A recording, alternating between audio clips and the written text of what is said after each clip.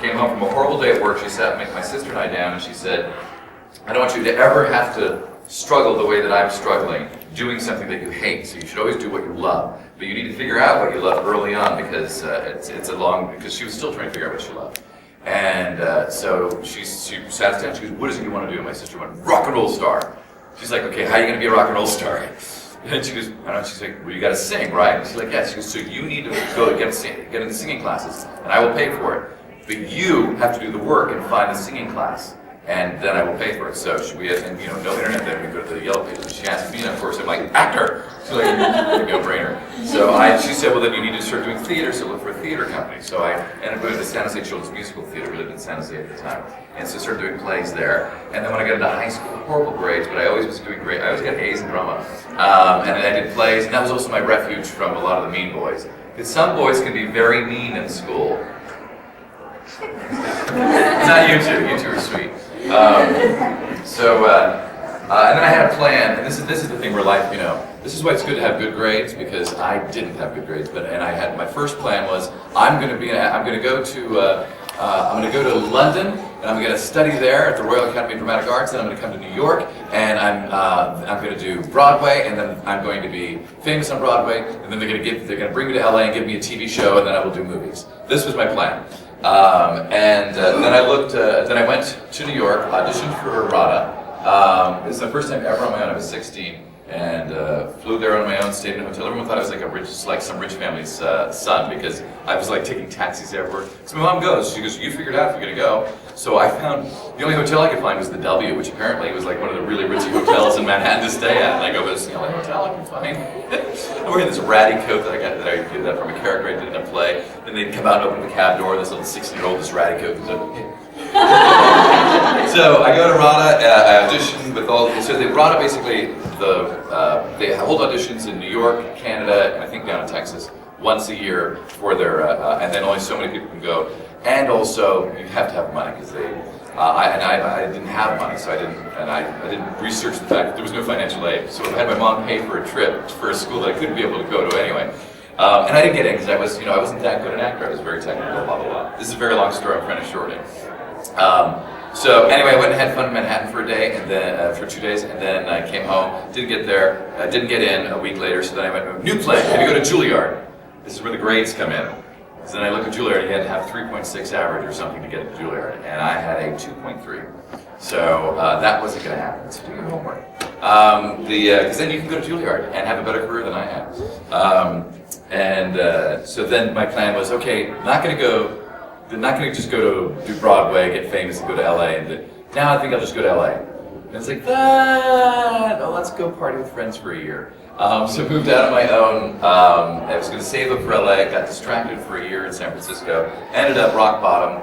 But then again, my mom, finally I reached out to my mom and I told her that I'd screwed up and all that. And so she sat me down. She said, you need to work 2 jobs, save this much money to get to LA. And I did. In 6 months, I'd saved up enough money, moved to LA, went and auditioned to all the acting schools, found the one that actually had financial aid. They were the only accredited acting school, the Stella Harmon Actors Workshop. Studied there for 4 years. And then from there, that's how my career kind of went. And it was one of those things where you think, I'm going to go to LA and I'm going to give it 5 years. If I'm not famous in 5 years, then I'm done. Well, the whole point of it is that it's not a sprint. It is, what do they call it? Thank you. Yeah, it's about longevity. It's like the longer you stay, the more you're going to work. And like if you look at my IMDb credits, it looks like, wow, I work all the time. But that's like looking through a kaleidoscope of time, and everything is put up against it. And you go, wow, that's a lot of credits. But when you stretch it out over a timeline, you go, oh, you worked 2 times that year, 3 times that year. And what was I doing in between those times? Survival jobs, waiting tables, all of that. And then I ended up being a personal assistant to a rich guy. And that kind of changed my life, because then, and by the way, how did I find that? It was, again, another point about following your dreams, but also imagining what it is you want to do. You got to picture it, but then more than what is the secret? More than the secret, you actually have to go do it. So I imagine I no longer want to work at these stupid companies or be a waiter. I want to just assist somebody who's rich. So I'm going to start looking for personal assistant jobs, and hopefully they're rich. And I found one of the richest guys. He's part of the Neutrogena family. And I became his personal assistant. I learned all these skills with computers as he told me that I would, and I didn't believe him at the time because I thought, just give me a raise. I don't see these skills as a trade, but they were, because I ended up then starting an editing company for him, editing actor demo reels, so then I could edit my own demo reels. then I was doing my own film shorts through that. And then after 10 years of doing that, and also doing my voiceover reels, I was able to leave it completely, have a home studio where I do voiceover to make the bills every month, and then I get the acting gigs, which is what I really want to do, the actual on-camera stuff. I get enough of those to keep me inspired, to keep the career going. So that's kind of in a really long nutshell, a very long, obligated, little warped nutshell. So I moved there when I was 19. My first acting job, where I got into the union, was 1990. So that's 5 years. A lot of guys go, in 5 years I haven't made it, I'm gonna take off or whatever. You know, I'm 20, I'm almost 30 years into it now. 85, yeah, I'm almost 30 years into this career, and I haven't had my series yet. I mean, I'm on a cartoon series, but that's not I haven't had my on NBC must-see television. You know, and then I'm like, and DC Douglas as the annoying neighbor. I haven't had that yet. So I came close to the mid-90s. I had a recurring on Boston Comic, but never had it. But I'm happy because I'm still doing it. I'd rather be doing that than being, you know, any of the other things that I was supposed to do. Like my dad wanted me to go into accounting and things like that. So these days I have 2 different reels, so I'll make these. They're pretty quick, like 3 minutes each. So here's the drama reel, and then we'll play the comedy reel because I don't want you to be sad. And this is just of current stuff that you want casting people to see so they can see how they can maybe cast you. I think it goes full screen. Go full screen, go full screen, go full screen.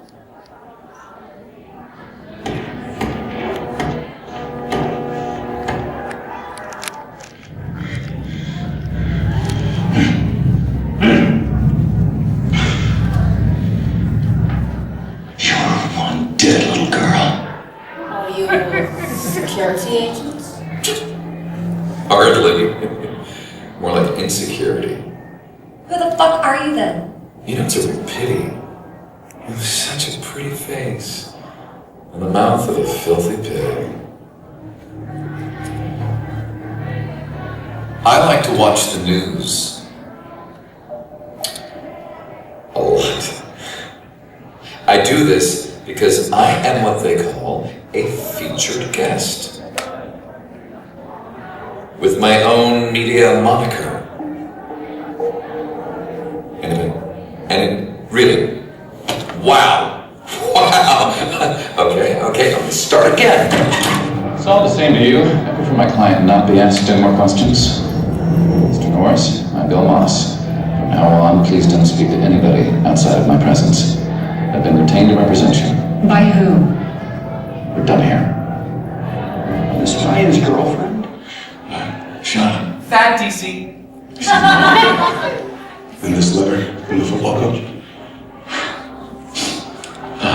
Coach Barneswell wanted him to be in varsity next year. Quarterback. Where's Ryan's computer?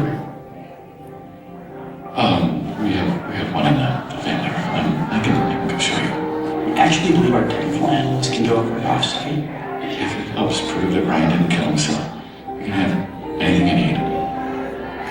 Stop! You're not listening to me. He's dead. Yes, she killed him.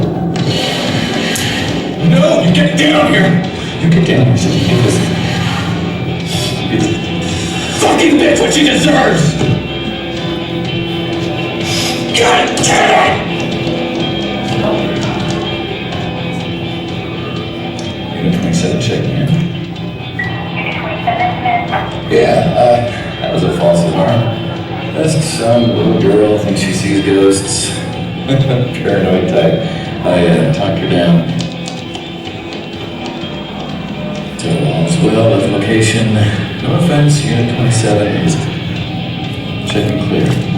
Do you not understand that if we were able to capture this entity, if we were able to tap into Newman's power, right, harness it, we'd have the most powerful weapon on the planet? In American hands, it would be devastating. Wrong. With that kind of power in our hands, we could win the war on terror, and any good soldier would know that combat. Excellent, sir. Especially in wartime, Lincoln suspended habeas corpus. Roosevelt sent his Yes, but I know this. Once he's dead, these attacks will stop. CTU estimates success probability at 75%. And what if I release the blood to her, and then God forbid somebody pulls a John Hinckley, or the president suffers a stroke? Or the tire blows in his limo on the way to the airport and in the crash he punctures a lung. We have run dozens of scenarios to be prepared for any emergency. Look, as soon as we're planning, we're only talking 15 minutes. Okay, beginning evacuation from all the boats that we have. Moving the children first. Looks like history's repeating itself. Oh, you got the fire now. Thank you. Oh, welcome back. God, I am so rooting for you. Yes.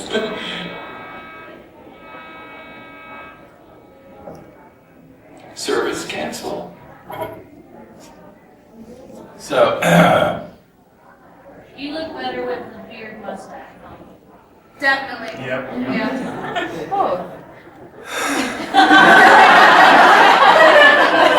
yeah, but you know, it also, you know, in my own defense of my shaved face. Oh, that's not true though. Actually, I was actually the blonde guy. He looks okay, doesn't he?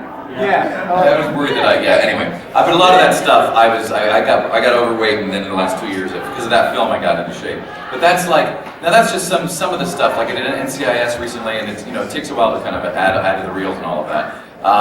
But I got just the comedy one, and then we're gonna open up to questions and like talk and just go back and forth about it all. But any questions before I go to the comedy reel? No? Cool. All right. So we'll just jump into the comedy one. I like comedy one better because it's funny.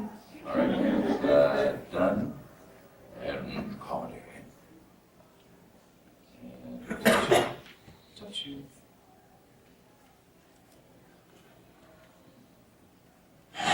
Jack, tell Dad the joke you told me. Let's hear it, Jack. I love jokes. Where do penguins keep their money? In a snowbank. Oh, you heard this one. Many species of penguin are endangered, Jack. You think that's funny? What did we order? Oh, You just a watermelon. I'm so sorry.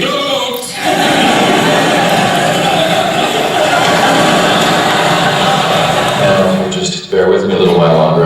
I only have a couple more pertinent questions. Your voice is unbelievable. You could be on Law and Order. Withdrawn. Are you aware of any accounts opened under any names other than your father's? Does anyone have a napkin or a bib? All right. What's going on here? I was just informed my client was part of a drug test. Drug test, Leah. That's a good one. Just another rich girl on drugs. Really? A place in Paris, you say? Well, this is destiny. J'adore Paris. It's just a pied a terre. I bought it from Richard Caswell when he purchased his estate on the Riviera. Estate, you say? Lovely place, about half the size of my castle in Scotland. Castle, you say? Oh, you're the neighbor Bob won't shut up about. Oh, you gotta try these pomegranate macaroons. Chock full of antioxidants, so they're good for you. Okay. Something tells me he doesn't eat a lot of sweets. I swear I had a wasteland before we opened our bakery. Didn't we all? You know, we would love to have you and your wife over for game night. It's just, you know, charades, Trivial Pursuit, Twister. Twister, no, that's, I gotta warn you that Melissa's pretty competitive, tends to get pretty vicious, so. Oh, well, you tell her to bring it. This is the last time we step foot in this hot city. So, I know the kids want to break us up so they don't have to play together, but I still don't get how that's gonna make them friends again. They'll have so much fun, they'll want to do more stuff together. Hey, did you guys really hang out with the Petersons? It was just one night. We thought of you the whole time. To do it right, or at least to do it my way, it's gotta go really low. And then you gotta go, and then, could you just sit up a little bit and maybe arch your back a little? It's great. You seem like an honest person. It's not gonna work for this, okay? That is a fun woman. And one bam, just like boom, bam, boom, bam. Okay, that's all a little too weird for me. Are we getting ice cream or not? Kimono, please! Wow. Well, that accomplished nothing. That's how I would've done it, buddy. Thank you. Yeah, so that's my comedy reel. So now you have a little sense of you know, some of the stuff I've done. Sorry, my second cup of coffee has kicked in. Yeah. So let's open it up to questions here. I mean, again, I've never done this kind of panel before talking about acting and on camera, so it's kind of fun, and it's weird it's at an anime con, so I don't know how interesting this is to anybody. But I see people hands going up, so I'm gonna start in the back and come forward to you, okay? So, yes? Isn't it just kind of embarrassing or odd just watching those? Should I be embarrassed? Well, just kind of like, I never like watching myself on screen. Well, you know what it is? It's like, it's the same thing with the voice. Like, I always talk about this when we talk about voiceover as well. You know, remember when you were a kid, you'd record your voice on a, this is how old I am. You record yourself on one of those recorders. But you know, when you record your voice and then you hear it play back, you're like, oh my God, who is that? That's not me. Well, eventually you get used to that later on. You know, you hear yourself in an outgoing voicemail, because we do it, there's so much of it now in our society where we hear our own voices back to us. So you get used to it. It's the same thing with visual stuff. It's eventually, you divorce yourself from, you go, that is me. Now, the other thing too is, as an actor, that's not just raw footage of me playing around in the backyard. I didn't know somebody was filming me, because then I would be embarrassed. Or if you filmed me at the rave last night, if anyone has that footage, I would be embarrassed to see that footage as well. Especially, again, this is totally off topic, I'll finish that thing though, but the restaurant here, awesome food. They have a bison meatloaf, the spice in their barbecue sauce, and the sweet potato was so good. And then I'm at the rave, and I'm an hour into that dancing, you know, and a lot of it is just, oh my calves, but you know, a lot of it is this kind of stuff. And all of a sudden I'm like, oh, I farted. And that bison meatloaf, my God. It's like, and there's two really cute girls next to me, and I'm just kind of like, do my arms like this. I'm trying to get that smell out of there. And I'm just hoping that they think it's the other girl and not me, because I moved back, you know. Oh my God! I saw that, I didn't know that's what you were doing. That's what I'm doing. I gotta put that on Facebook. But I also edited my own demo reel for years, and so yes, the first couple times I'd watch it, and I'd go. Now I also watched hundreds of actors go through my edit bay, and like famous actors too. And it's funny because if you're not used to seeing yourself, like actors who are also directors, totally have no problem with it. But actors who just do acting and that's it, and they come into the edit bay to watch their stuff. Like Elias Koteas is a great example. He's a phenomenal actor. I don't know if you guys know him. He's a Canadian actor, but you've seen him in a lot of stuff. Oh, he was in Teenage Mutant, the original Mutant Ninja Turtles. Right? Anyway, he's been in lots of stuff. But he does these really, really deep films. But he'll watch his scenes as we're editing them, and he literally gets up to the screen. He's like imitating his own acting, but he's like, so he's still like upset that he didn't do what he wanted to do with the work. And I'm like, after having done my reel and done all these things, I look at the stuff and I'm like, it works. Move on. And really, it's not about, because there's no way you can achieve perfection. They're just different choices. As long as it fits in the reality of whatever they're doing, you know, it is what it is. People don't. Plus, the editors. Now that I've been an editor as well, it's like I go, the editors have total control over that performance. So sometimes when I watch it, I don't get embarrassed about me, but I get embarrassed for the editor. I'm like, dude, you left me hanging there. You should have cut tighter to that guy's line or things like that. The worst was I did a Vegas, is it called Vegas, with James Caan.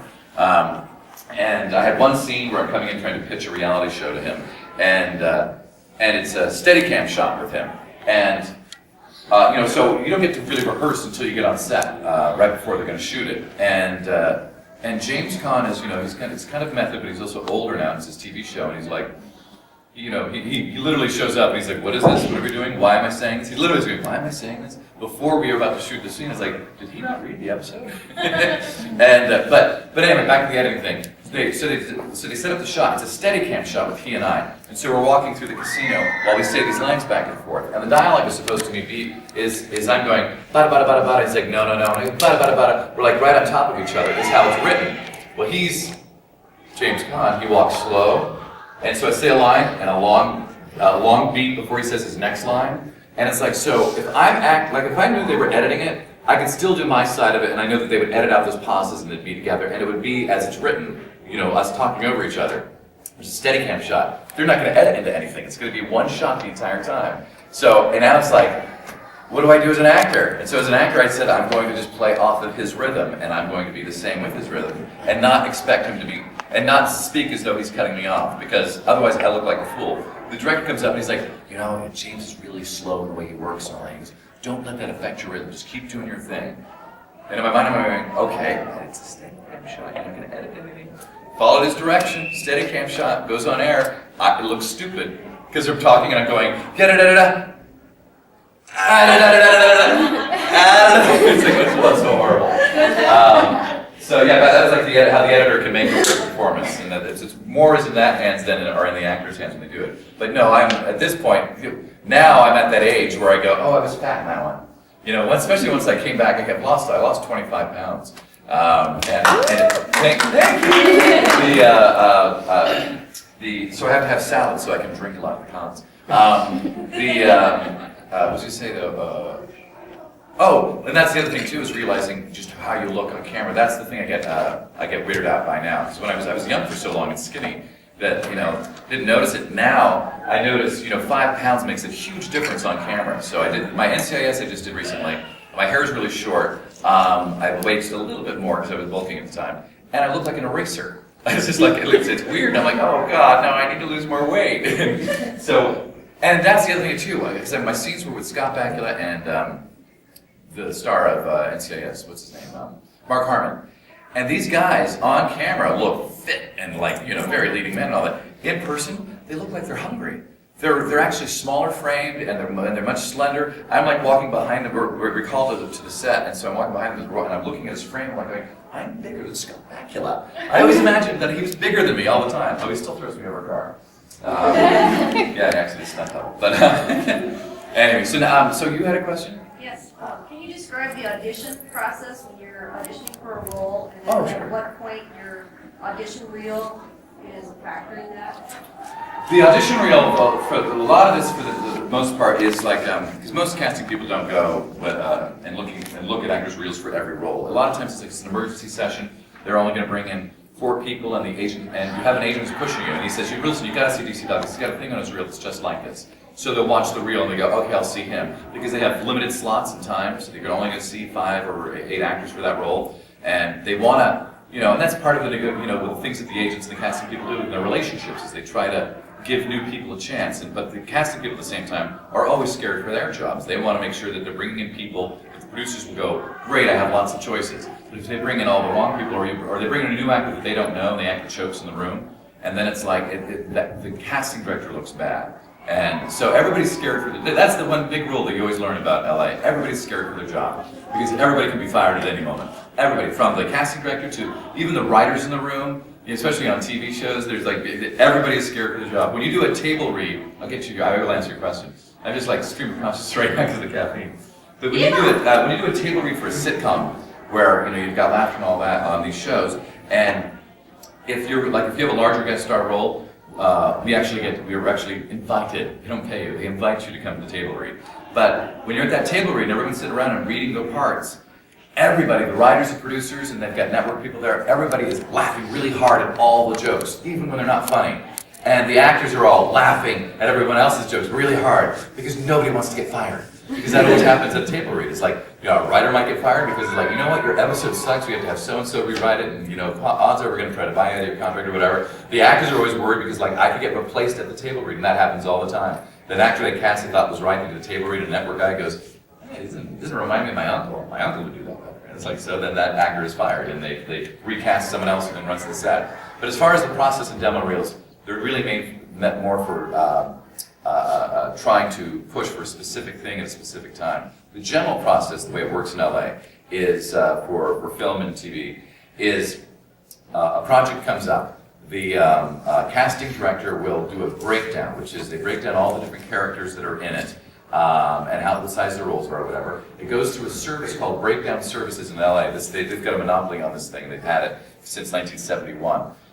They basically came around the times that studios started breaking up, because it used to be just a studio system.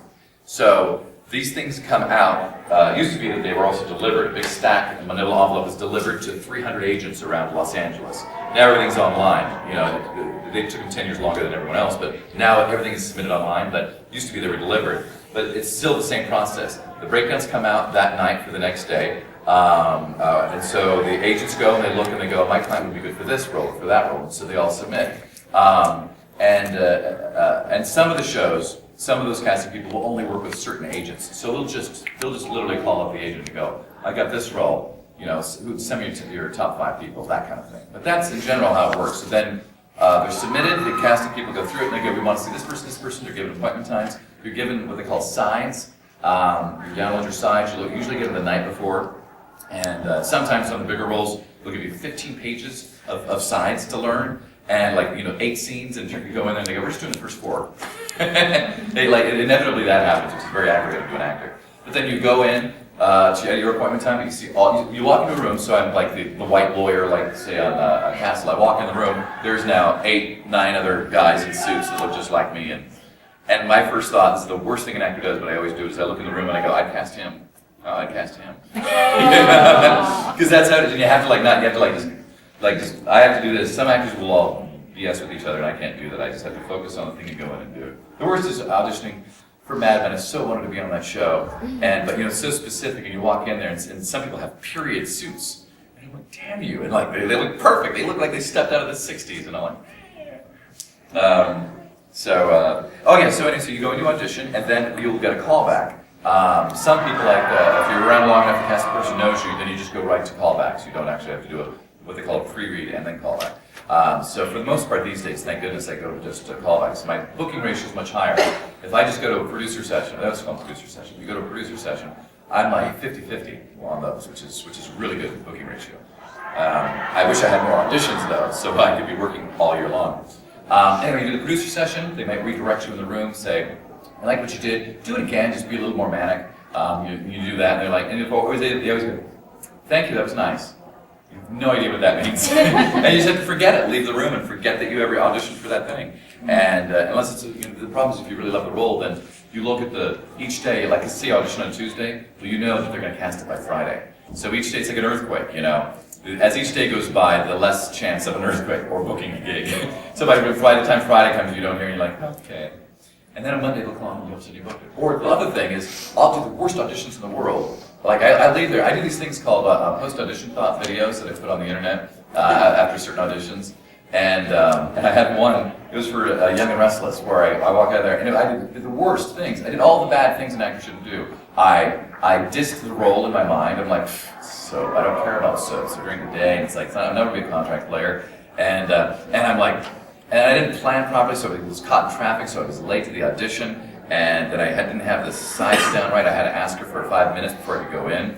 And then I go in and I do it, and I'm like, I'm not even quite, and I have my goatee. I should have shaved for this role. It's supposed to be, and I said everything wrong for this thing. She was very nice, and I left, and I did this audition thing going, if my agent was watching, I apologize. I really screwed that audition up. And 2 hours later I booked it, and it's recurring, so I'm going back on Wednesday and shooting another one of those. So it's like, you just never know. Sorry I'm talking so much.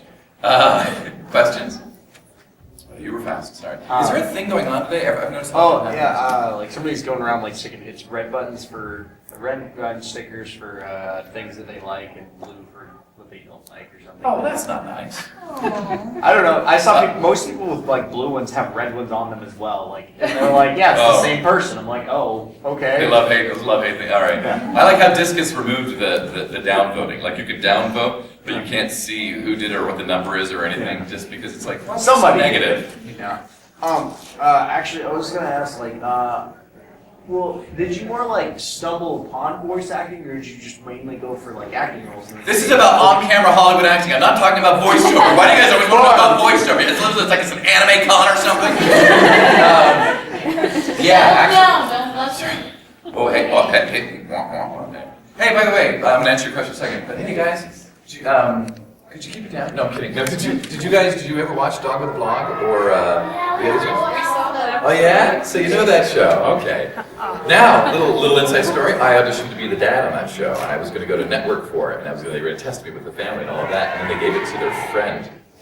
Anyway, he turned out to be a really nice guy. Reagan is a really sweetheart, and it's a fun show. That show, they spent a week there, and the majority of the time they spent directing the dog. I wouldn't have known that guy was you.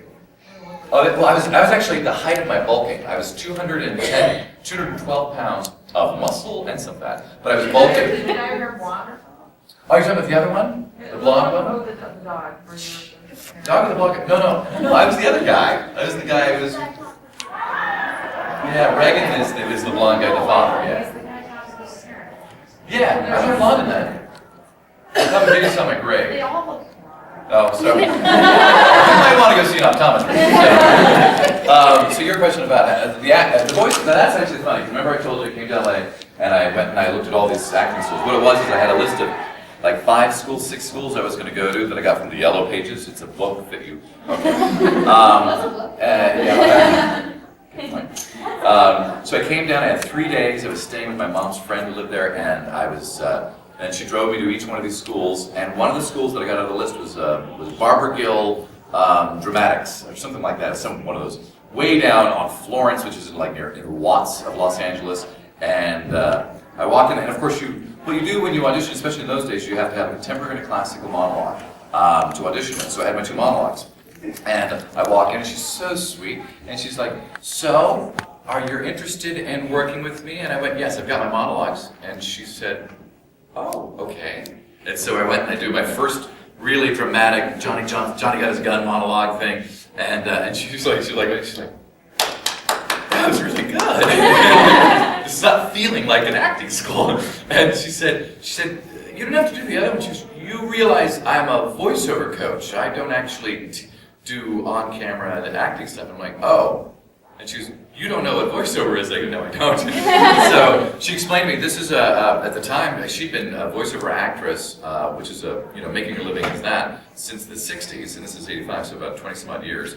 Her hairdo is still from the 60s too. But such a sweet lady, but knew her stuff when it came to voiceover. She had like a microphone and recording, and she was, listen, I charge $25 an hour, which is like insane at that time for a voiceover coach. She goes, you have a beautiful voice, you should consider it. And she goes, but I know you're here to be an on-camera actor, so go find your school, but if you want to, you should also, don't forget that you should look at voiceover, because that's how actors make money in between their other jobs. Amazing advice. So I went, I found these Del Harmons, they had financial aid, I got into that school, but I had like 5 months before my semester was going to start with them. So then I called her up and I started studying with her once a week. I'd go in for an hour, she gave me copy, learning accents, we'd record, playback, critique, that kind of stuff. And I learned the biggest thing I learned from her was word colors, really how to, when you don't have the face gestures and all of that, really how to make the language speak, or to create images. And that helped so much for my acting when I got into the acting. And the acting helps the voiceover. I always say that you need both. So anybody who wants to be in voiceover should take an acting class so that they know what it is to at least connect to the material, be rooted, and sound natural. And then I also think actors, if you're not going to do, you don't get into classical training or anything, but at least take a voiceover class, because that will teach you word color, which is what you also get from doing, Shakespeare and that. So that's how I stumbled onto it originally. I didn't pursue it until like 3 or 4 years later. I thought I was going to go out as a commercial actor on camera. I wasn't union yet, so this is non-union agent, Lamage Talent, ooh, sexy. Signed with her, and she just noticed my voice immediately as well, and she said, she goes, would you audition for this 1-900 commercial, or this 1-900 line, or whatever?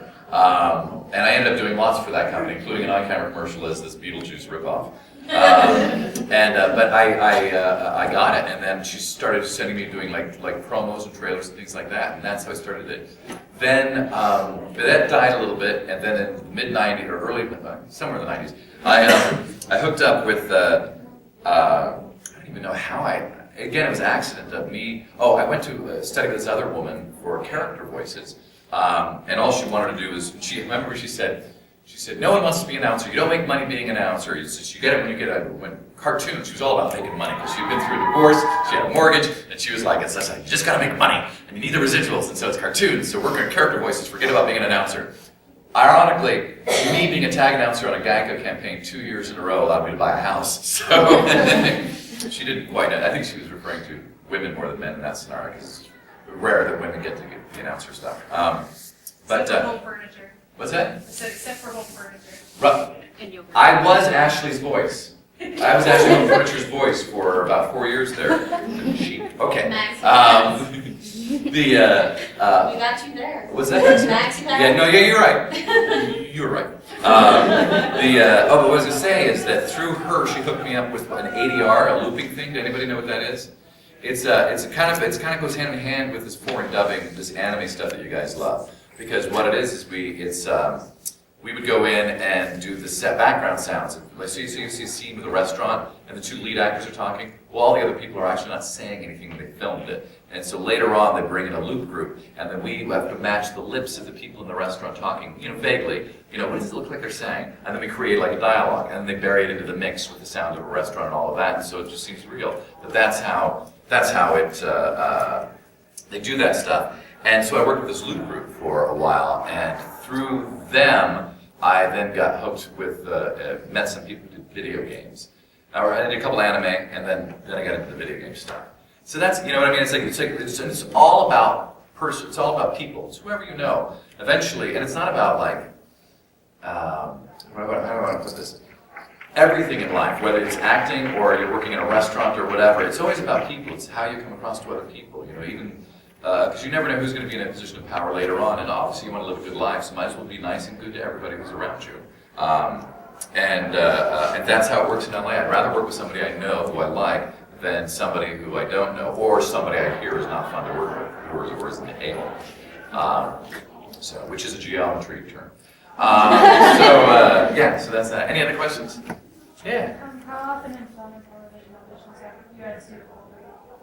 How many of them? Is it normal for those people to cold read? When you say cold, because everything, when you get it, even if you look at it, you try to memorize it, and you walk in, it's still cold reading. But at least how I understand the term sight read is like they hand you the script and they go. That would be, and I've never seen it before, and I have to start saying it right while and learning what the hell it's about as I'm saying it. That never happens. Because you always, as an actor, you say, okay, I just need 5 minutes and I'll be back, and then you go and you work on it, and then you come back. Now it's a cold read, so. Yeah. But it's always cold read for all of that stuff. It's very rare that you just get, I did Days of Our Lives. So I'm in a soap thing right now. I don't know why I'm getting so many of these, but I auditioned for the soap. For this one role in the soap, and they wanted somebody who looked a little older. Ironically, they cast somebody younger, who looks older.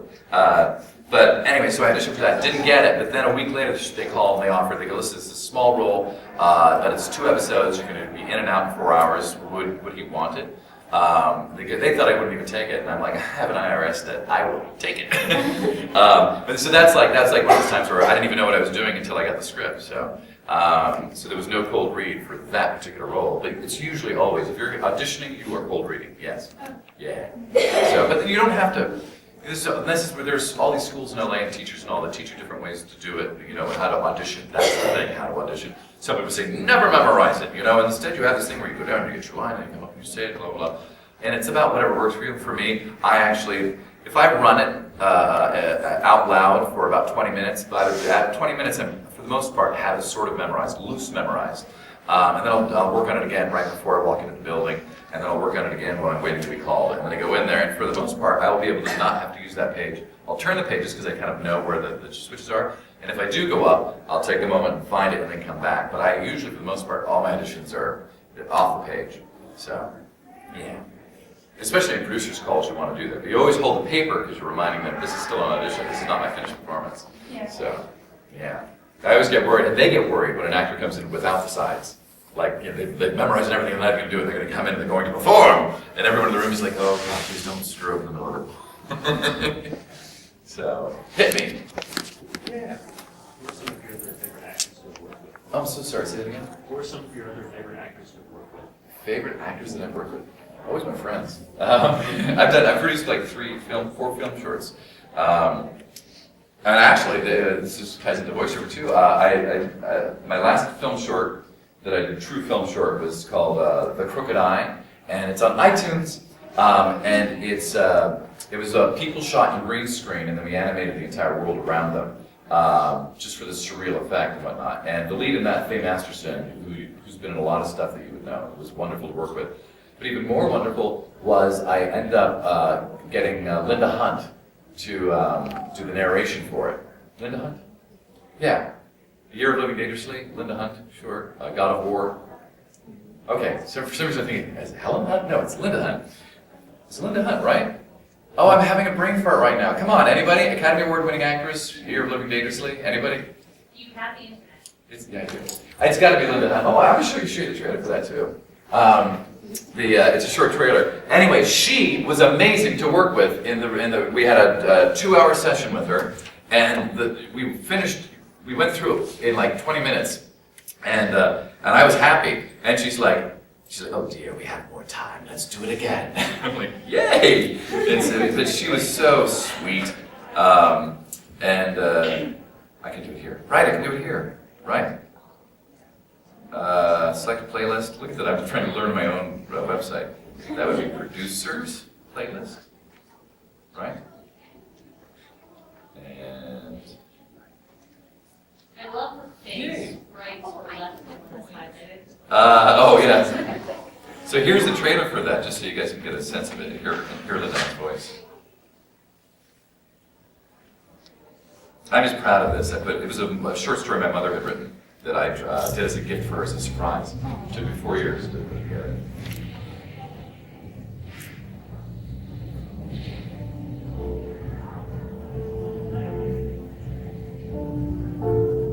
Sharon thinks for a moment.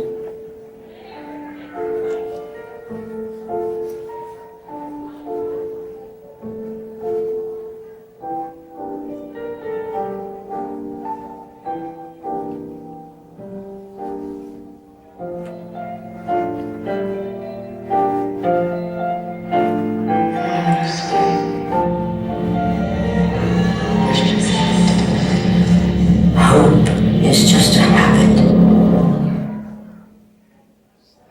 Trippy, huh? It's Linda Hunt. It's got Linda Hunt. Why am I? Couldn't have it. Faith.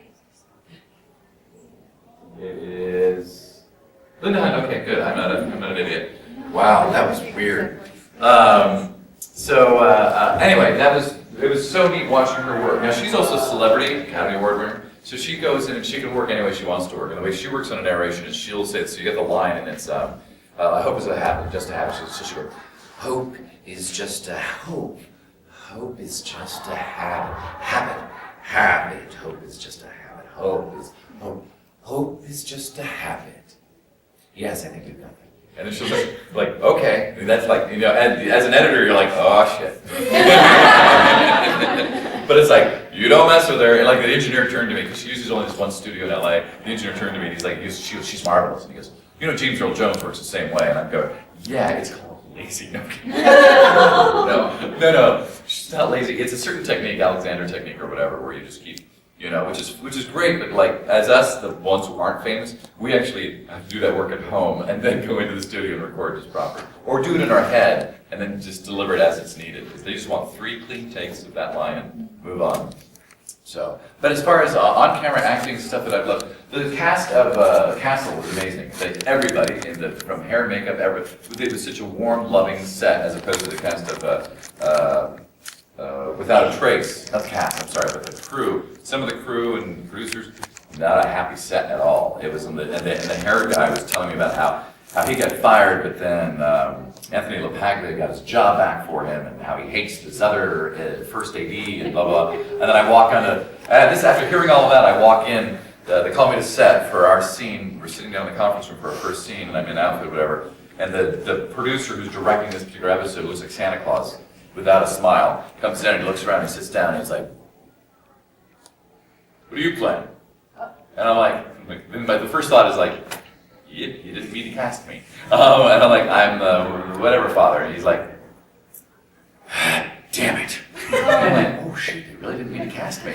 And I go, and so what do you do in that situation? When I was a kid, I'd be scared and I would just be quiet. But now I'm just like, I just call it when it happens, just to relieve the tension. Because what's the big deal? We're not saving lives as actors.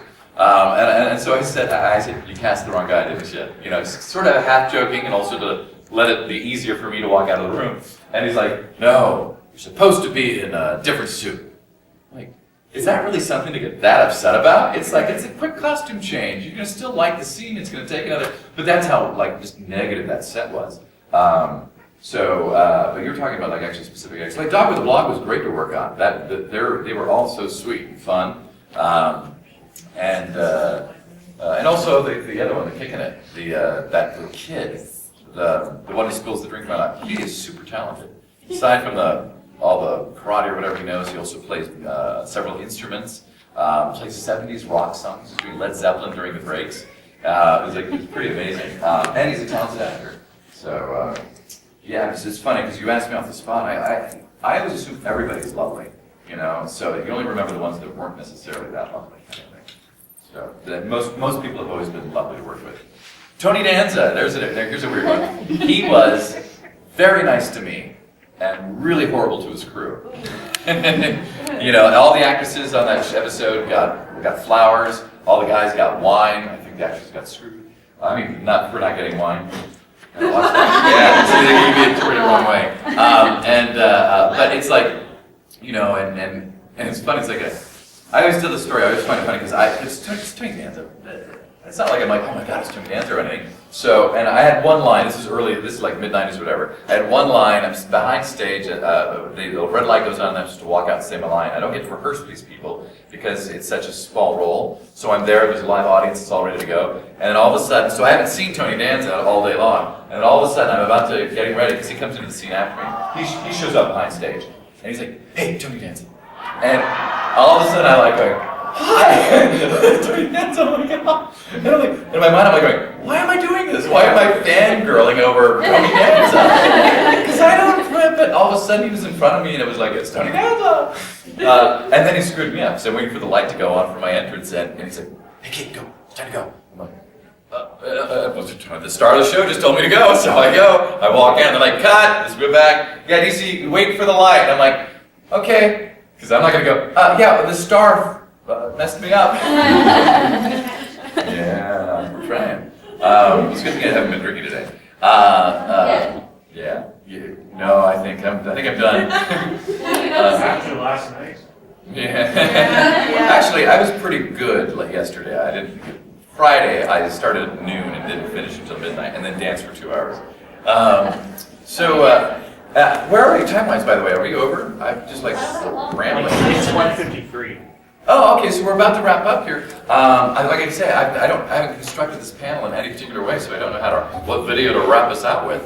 I could show you I could either show you the most recent thing I did on a soap opera or the NCIS thing, or I can show you my Beetlejuice 1-900 commercial from 1990. Well, all right. If you have enough time to do it, I think that's really short. I'll do both. If I showed you the most recent thing, would you? Oh, I'm sorry. Oh, it doesn't have to be video. It can be something else. I have to go listen to the panel. No, it's cool.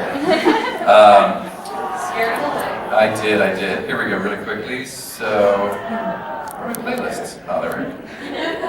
That would be television, right? Yes. And wow, this internet is so slow. All right, so there's the uncle. Let's see first. There it is.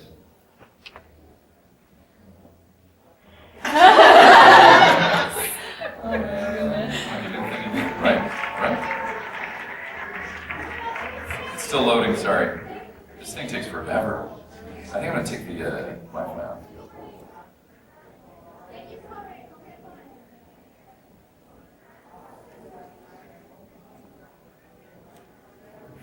Here we go. This is so embarrassing. Man,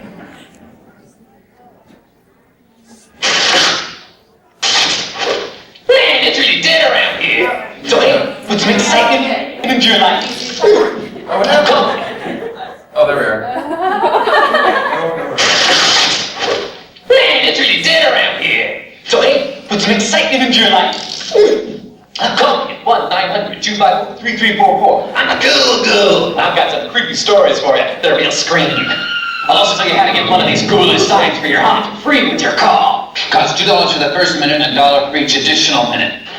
So ask your mom and dad if it's okay if you call me at 1-900-254-3344. Hey, if you like being spooked, you'll dig this, man.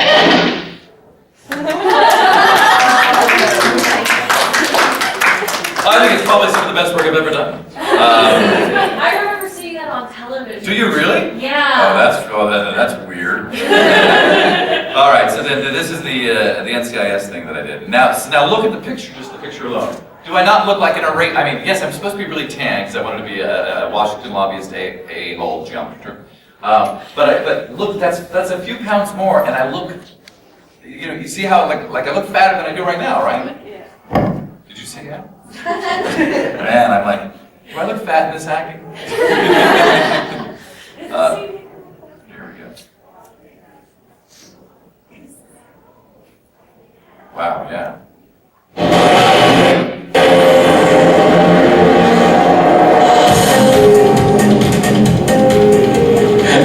I need an appendage for that. Tom Speakman, What, I wasn't generous enough at lunchtime? NCIS. Back to work, everybody. Hi later. So what is this? Sir, we're investigating the murder of Congressman Dan McLean. Who knew today would be such a great day for American justice, huh?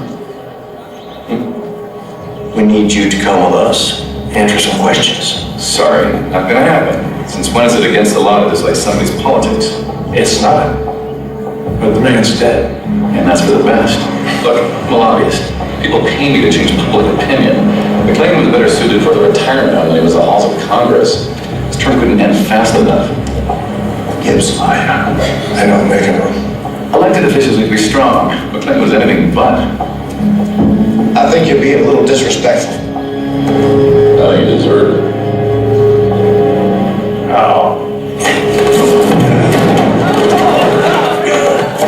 Kind of old school. Think you made your point there? Okay. Old school still works in Louisiana. Yeah.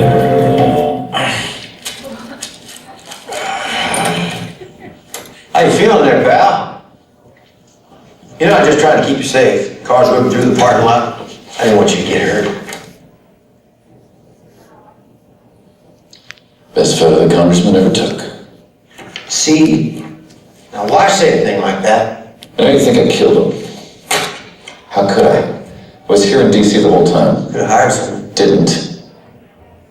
We asked your nephew on Ulysses the same question. You wouldn't mind that much, would you?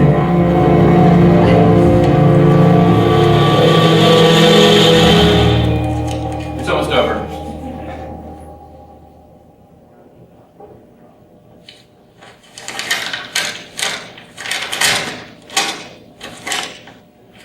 Of course I know about the restraining order. You don't get it. I wanted McLean to blow. I wanted him to look unstable. It's my job to push people. You got his sons? Go fish. What the hell do you want me to say? That I hired my nephew to off United States congressman?